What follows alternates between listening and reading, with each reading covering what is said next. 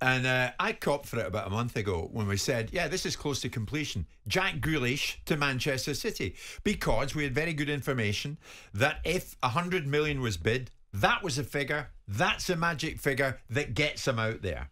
And what happens? Manchester City. In it comes, £100 million. We thought they might, we thought they might, and they did. So Grealish is gone. Simon, where do you stand in this? Is it at the end of the day, he goes there for 100 million. Now I know what you think of City, and I know what you think about some of the tactics that they adopt. But is this a positive move as far as people like Southgate and Holland are concerned with England? Why? Grealish now playing at this level, Champions League level. He's going to have an elite winning mentality. Not that he didn't have before, but now he certainly will have. Well, I suppose you can look at it through that lens if you want to. You know, I'm not in the Jack Grealish is the saviour of English football camp. You know, I think he's a very good player. I think it's an obscenity he's gone for 100 million quid. I think the world's gone mad. You all thought he was going to win you the Euros. I didn't. Well, listen, that's a narrative. You know, it wasn't 6 months ago the guy was standing on the side of the road in someone else's slipper, you know, with the greatest will in the world. So I look at it and say he's a very good player. He's a very gifted player. He's a £100 million footballer. Never £100 million footballer. He's only a £100 million footballer because Man City or clubs like Man City would pay £100 million for him.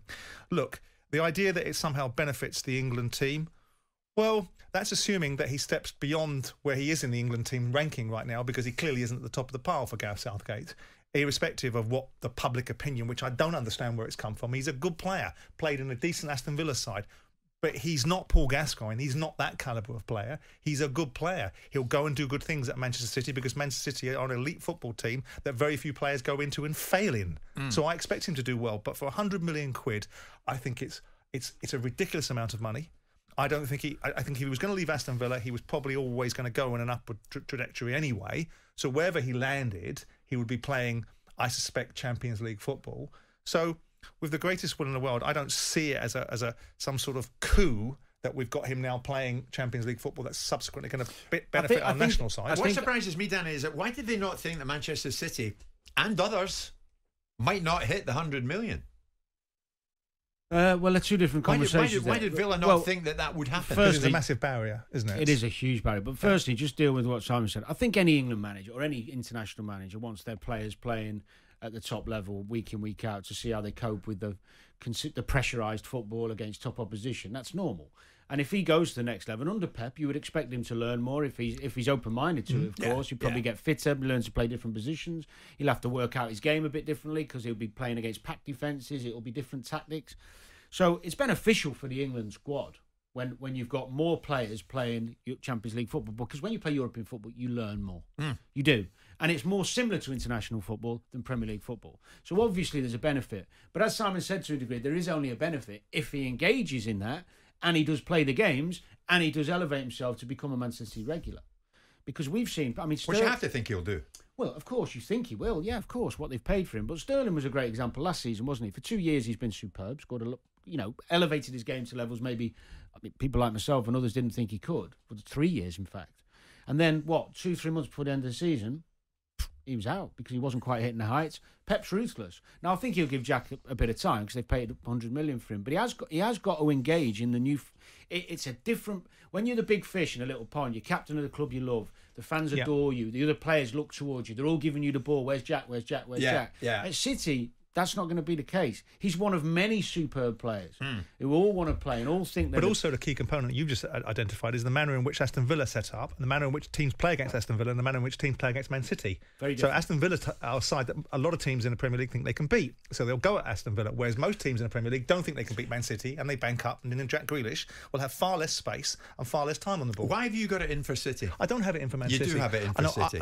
I don't. Any chance you have a swipe No. I'm objective. You're jealous of the spending power? Not in the slightest, because it's got nothing to do with me. I'm an objective observer with no particular dog in the fight, but looking at football and looking at the ecosystem of football and thinking that the buying power of these clubs, whether it be Chelsea, by the way, or Manchester City, is ugly and unedifying and completely and utterly wrong for football, full stop.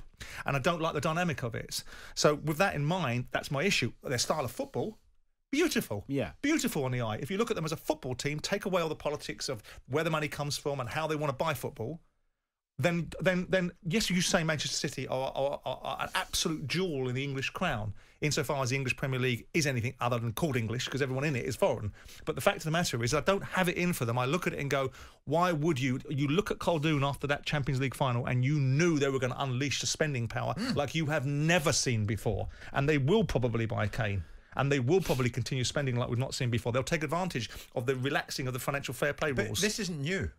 It's been like this for a while. But they've gotten away with things. And if you look at what they've gotten away with, I don't care whether they got cleared by the Court of Arbitration of Sport. I do believe that Man City have operated in a way which is not in keeping with the protocols and parameters of what football was set up to be.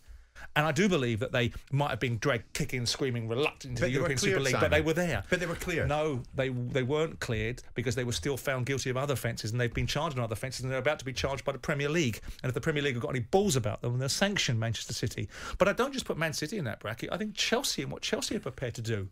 Chelsea spent 250 million quid last year, and they're looking like they're going to spend as much, if not more, this year. And you look at it and go, what kind of football landscape are we actually building? What kind of ecosystem are we building? We are destroying the fabric of football for petro and Middle Eastern money. It wasn't so long ago we were talking about clubs disintegrating and going to the wall because of COVID. You know, we had the lot and we couldn't even play. Yeah. Right. And now we're back to the point where we're looking at players for 100 and 150 million. But only for a few clubs. Yeah, but PSG, just quickly, Chelsea, even from a footballing perspective, Simon, you know, if you've got that wealth, as a footballing man, I'm looking and I'd be saying, it might be different if I was in the job under the pressure, but even 100 million anywhere past that for players, they can do the knee tomorrow. I'd rather go and spend 3 players at 33 or 2 at 50 max, because you're putting all your... but they're not, because they just get another butter mountain of players. We'll talk about this the other side of the upcoming bulletin, but Danny, it's not going to stop, because Inter Milan are an absolute financial meltdown, and that's why they're selling Romelu Lukaku to Chelsea, it would seem, for 98 million. One of the top broadcasters over in Italy is going to bring us right up to date on that. Jim White and Simon Jordan, Monday to Thursday morning, 10 till 1. On AM, on DAB, via the talkSPORT app and on your smart speaker. talkSPORT.